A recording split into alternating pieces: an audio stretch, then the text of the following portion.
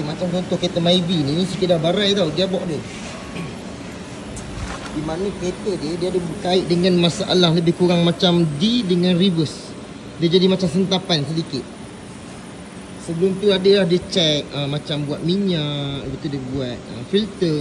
So secara tak langsung memang decide untuk owner memang berkait kerosakan dalaman gearbox. Secara tak langsung guys, bahagian lain semua okey tau. Contoh macam clutch plate ni. Okay, kalau korang tengok dia masih ada warna lah.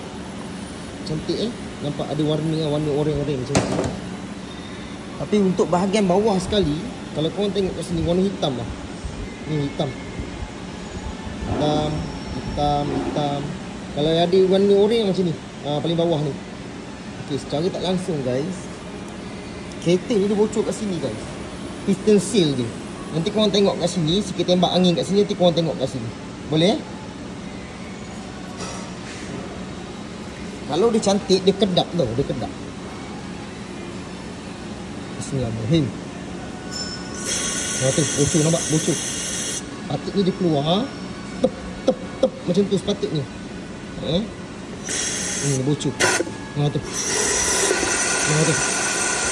Kita tahan, kita sepatutnya kita bagi tekanan pressure. Memang tak masuk ni, rasa ni seal dia bocor dah ni. Seal bahagian tengah-tengah dia bocor ni. Piston seal dia.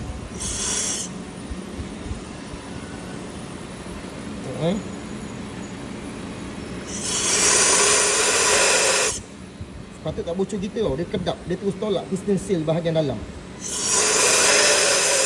Tak ada yang got out dah ni. Bocor. So memang piston seal bahagian bawah lah punca kereta dia ni. Roger. Okey, siapa-siapa yang nak gunakan perkhidmatan bengkel sikit, boleh je datang. Roger.